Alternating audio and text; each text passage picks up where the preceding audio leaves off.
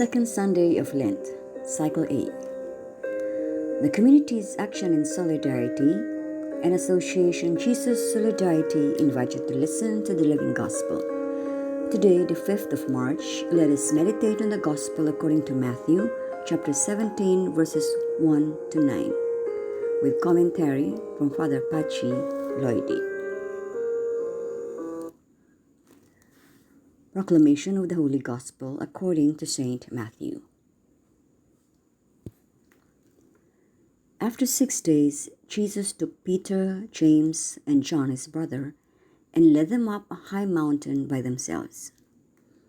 And he was transfigured before them. His face shone like the sun, and his clothes became white as light. And behold, Moses and Elijah appeared to them, conversing with him.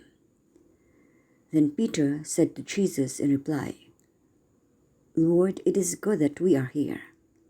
If you wish, I will make 3 tents here, one for you, one for Moses, and one for Elijah."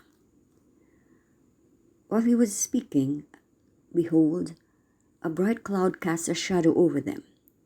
Then from the cloud came a voice that said, "This is my beloved Son, with whom I am well pleased. Listen to him." When the disciples heard this, they fell prostrate and were very much afraid. But Jesus came and touched them, saying, "Rise and do not be afraid." And when the disciples raised their eyes, they saw no one else but Jesus alone. The word of the Lord. Father Pachi's commentary. Greetings, dear friends. Today's passage is a beautiful composition of the evangelist, placed after the announcement of the Passion and the Cross. With brilliant symbolisms, it reflects the soul of Jesus, his practice and his teaching. The 3 chosen disciples were Jesus' best friends, and they have immense desire for greatness and power. They longed for the warrior and triumphant Messiah of the Old Testament who would make them ministers of his kingdom. Their presence, together with Jesus and the 2 great ancient prophets, Moses and Elijah, represents that vision of the Messiah, liberator of Israel. Peter and the 2 other disciples with him just received a great blow from Jesus for opposing his radical commitment to a world of solidarity. But seeing Jesus paired with Moses and Elijah, the disciples felt perhaps that their dreams of greatness could be revived, despite Jesus' clear words in the previous verse, "Whoever wants to be my disciple must deny himself, take his cross and follow me." That is why Peter became emotional. He wants to stay there with the 3. That is, in the hope of the first testament that he caressed in his heart. Then a cloud enveloped them, and from above a voice was heard, "This is my beloved Son. This is the expected one. Do not doubt him. Listen to him. Only to him." The fright was tremendous, as always when the mystery is presented to us. Jesus came to help them and touch them to get them out of their fear and reverie. Get up. Don't be afraid. They opened their eyes and saw that the 2 characters of the past were no longer there. Only Jesus was left. The ancient time was over. The new time of God began, with a completely different Messiah, warrior without arms, fighter without army, winner without war victories, practiced and taught humility, service, solidary poverty, and unenergetic but non-violent commitment to a new world. It is a great revelation.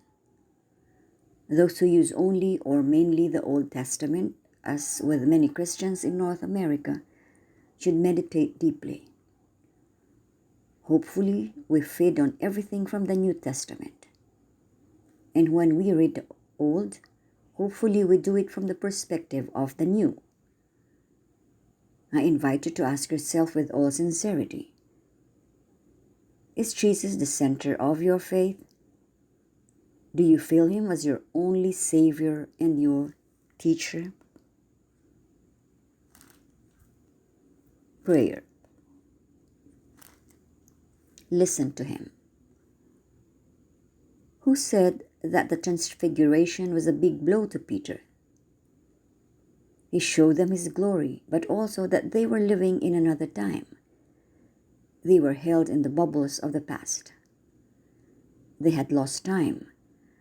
There was no longer a victorious Messiah, no messianic king distributing ministries. It was not Moses who received the messages on the mountain.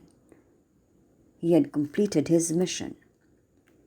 Neither was it Elijah who split space in the burning car, but had landed like a baptizing prophet to prepare the field for a new planting. Peter was joyful with his 3 equalized prophets. He just wanted to make 3 tents. Everything sounded the same as in the first stage, until the cloud covered them, and the voice rang like a blow in the head. Enough. Enough of doubts and prejudices. The past has passed. The new has begun. Here is my beloved Son. Listen to him. Peter looked to the left, to the right. There had been 3 then. Now there was only 1. He was baffled, the voice ringing in his ears like thunder. Listen to him. Listen to him. Listen to him. Yes, we want to hear you, Lord, and save your words in the warm nest of the heart.